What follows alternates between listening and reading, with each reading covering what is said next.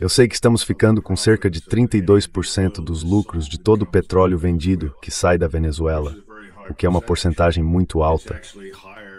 Na verdade, é maior do que o tipo de reparação que insistimos que os alemães pagassem depois da Primeira Guerra Mundial. Naquela época, nós e os aliados ficávamos com 13% de tudo o que os alemães exportavam. Então é uma comparação interessante. 13% depois da Primeira Guerra Mundial e 32% hoje.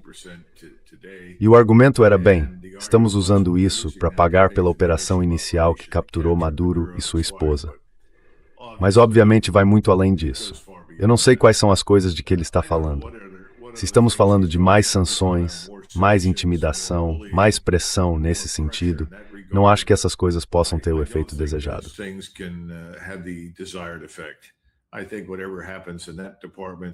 Acho que aconteça o que acontecer naquele departamento, isso vai ser ignorado ou derrotado. E será derrotado com a ajuda de outros países, cada vez mais alinhados ao Irã. E essa é uma das coisas que eu acho que não percebemos. Estamos começando a ver o armamento gradual, a militarização do que eu chamaria de Aliança dos BRICS. Ela começou simplesmente como uma enorme união comercial, ou seja, uma operação para construir uma alternativa ao nosso sistema financeiro, que exploramos e usamos para pressionar as pessoas a fazerem o que queremos. Como sair disso? Bem, você sai e passa a operar inteiramente nesse novo sistema financeiro centrado na China, que está surgindo em torno dos BRICS. Então acho que essas coisas estão em curso, e algumas pessoas chamam isso de desdolarização.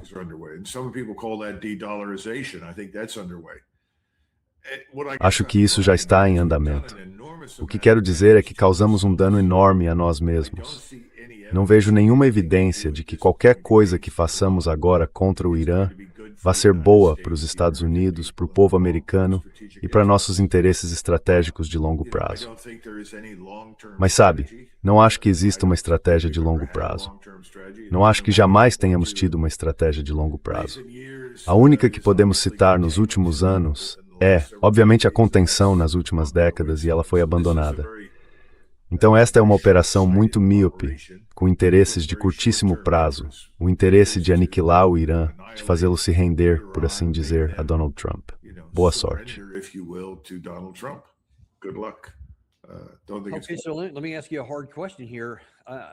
Deixa-me fazer uma pergunta difícil aqui. Mais uma vez, se o Irã tomar a iniciativa e começar uma sequência que provoque uma resposta dos Estados Unidos e interpretar isso como, digamos, tirar as luvas e atingir todos aqueles alvos que você mencionou, isso vai, não acho que possa ter outro efeito, além de causar um impacto econômico catastrófico, uma grande recessão, possivelmente uma depressão nos Estados Unidos. E isso vai nos causar muitos problemas no mundo todo. Qual é a possibilidade, ou talvez seja melhor falar nas implicações, de o Irã calcular? Escutem, podemos iniciar uma próxima rodada que certamente terá uma resposta. Eles vão atingir nossa infraestrutura petrolífera, vão atingir nossa energia, e isso será muito, muito doloroso e levará muito tempo para consertar. Isso poderia, no fim das contas, causar a derrota dos Estados Unidos, e os objetivos de longo prazo deles poderiam ser alcançados. Esse é um cálculo que eles poderiam escolher racionalmente.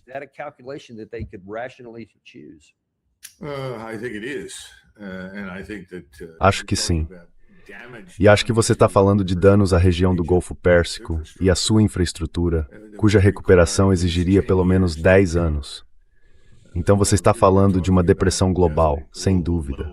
E acho que neste momento também estamos bem a caminho disso. Uma das coisas meio interessantes é observar Scott Bessent. Ele é muito sensível ao mercado de títulos.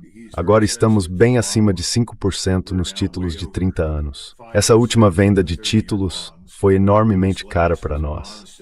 Estamos com muitos problemas financeiros.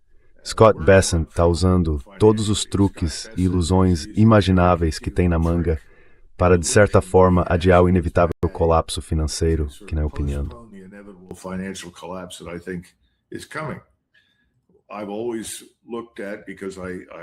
Sempre observei isso porque tenho muita confiança no que Jeffrey Gundlach, Luke Gromen e outros dizem. Também olho para essa barreira de 5% no título de 10 anos. E todos deixam isso muito claro. Se você romper essa barreira e o rendimento do título de 10 anos passar de 5%, entramos em território desconhecido. E isso pode ser catastrófico para nós. Este é o fim do sistema do petrodólar, que, francamente, acho que nesta altura já está morto de qualquer forma. Era um sistema que simplesmente reciclava dólares do Golfo Pérsico de volta para os Estados Unidos. Isso acabou. Você não encontra ninguém querendo investir na nossa dívida.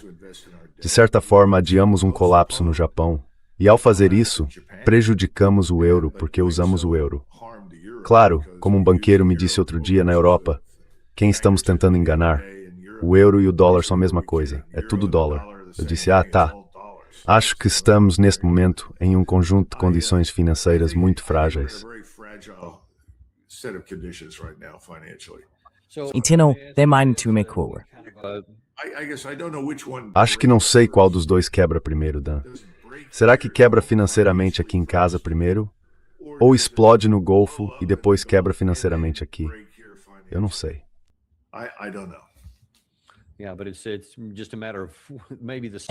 Mas talvez seja só uma questão de sequência, não de saber se isso vai acontecer. Caso aconteça, vamos colocar isso no contexto do mundo para o qual estamos caminhando. Então, ao que tudo indica, vai haver um massacre em novembro. Faltam agora menos de 90 dias para isso. E é provável que o próximo Congresso, que toma posse em 3 de janeiro do ano que vem, seja esmagadoramente democrata. É possível até que o Senado também fique democrata.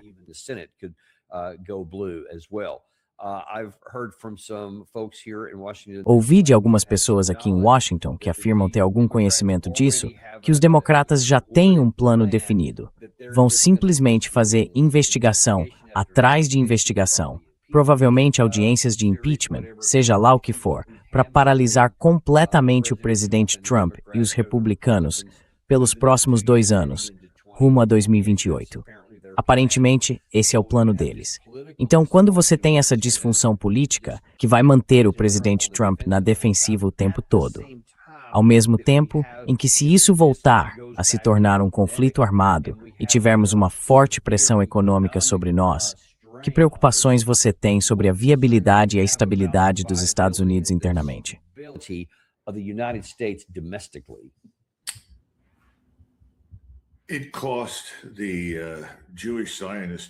Custou à estrutura de poder sionista judaica nos Estados Unidos uma estimativa de 37 milhões de dólares para expulsar Thomas Massie do cargo. Agora, quanto vai custar a eles manter o controle de cadeiras suficientes na Câmara e no Senado para impedir a remoção de Donald Trump do cargo? Eu não sei. Mas se custa 37 milhões de dólares para expulsar apenas um membro, e eles têm muito dinheiro, quero dizer, há reservas de dinheiro que eles vêm acumulando por aí. E estou falando dessa estrutura de poder sionista judaica, envolvendo centenas de milhões de dólares. Isso poderia ser usado com o objetivo de impedir que Donald Trump seja removido, para que eles mantenham o controle do governo dos Estados Unidos. Bem, neste momento eles já o têm, porque sabemos que 80% da Câmara e do Senado são, na prática, pagos pelo lobby para fazer o que ele quer.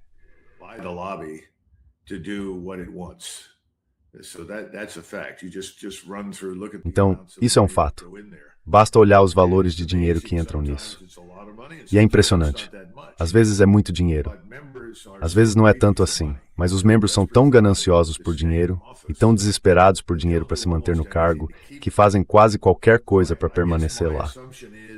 Então suponho que esta eleição provavelmente não vai ser boa por Trump em particular. Mas a questão real é, e esse lobby, ele consegue manter o controle? Acho que tem uma chance de conseguir. Eu ainda não descartaria essa possibilidade. Agora, é claro, isso pode mudar se o sistema financeiro quebrar entre agora e novembro. E isso não é impossível, quer dizer, se você ouvir Ray Dalio e outros, eles vão dizer que isso poderia acontecer com muita facilidade. Então eu não sei.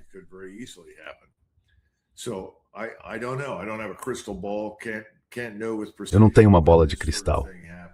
Não dá para saber com precisão quando esse tipo de coisa acontece, mas pode acontecer. Agora, quando você fala de tranquilidade interna, lembre-se de que temos mais de 50 milhões de pessoas nos Estados Unidos neste momento que não nasceram aqui. Quantas delas estão aqui legalmente? Quantas estão legalmente? Eu não sei qual é a divisão exata, mas normalmente os números que você recebe do governo federal, dependendo da administração, são mentiras, não são verdadeiros. Então acho que temos dezenas de milhões de imigrantes ilegais no país.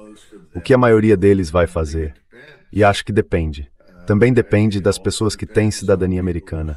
Mas francamente elas são americanas só nominalmente. Quer dizer, elas meio que ficam ali e dizem eu sou americano. Certo, o que faz de você um americano?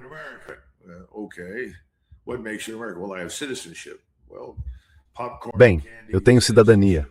Bem, pipoca, doce, cidadania. Escolha o que quiser.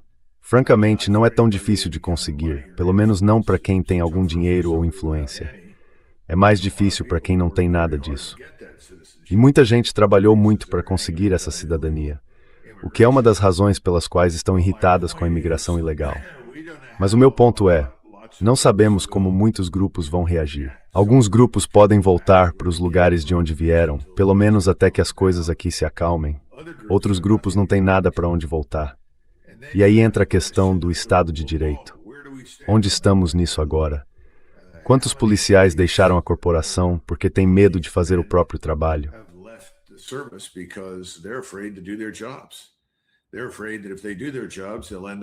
Eles têm medo de que, se fizerem o trabalho deles, acabem diante de um juiz. E esse juiz vai castigá-los e, no fim, crucificá-los e mandá-los para a prisão, quando tudo o que fizeram foi o trabalho deles. Como se conserta esse tipo de coisa? Lembrem-se, se voltarmos a 2016, foi para fazer essas coisas que Donald Trump foi eleito. Não deu muito certo para ele porque ele não sabia o que estava fazendo durante o primeiro mandato. Depois havia a esperança de que, se conseguisse um segundo mandato, ou nesse caso o mandato que vem depois de Biden, ele talvez tivesse aprendido alguma coisa e acertado algo. Mas desta vez, descobrimos que ele nem está no controle. Ele não governa. Quem governa é o lobby. Então, o que poderia acontecer?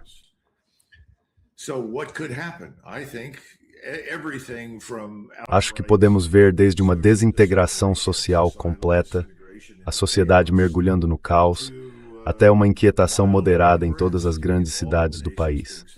Porque é nas cidades que se concentram dois tipos de pessoas. Pessoas de renda muito alta, não são muitas, mas há bastante gente assim, e no outro extremo um grande número de pessoas que não têm nada. E se elas não conseguem o que precisam para sobreviver e já não têm nada, tendem a agir de forma imprudente. Então não posso entrar em mais detalhes, mas acho que temos de aceitar o fato de que nada disso são boas notícias. E isso faz você se perguntar o quanto todos em Washington estão completamente desconectados da realidade. Toda vez que visito aquele lugar e converso com as pessoas, penso que elas estão vivendo de algum modo nos anos 1960 ou no fim dos anos 80, começo dos 90.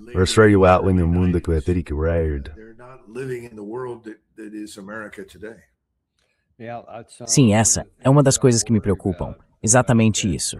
Porque é algo desconhecido, mas quase certamente vai ser ruim se seguirmos por esse caminho.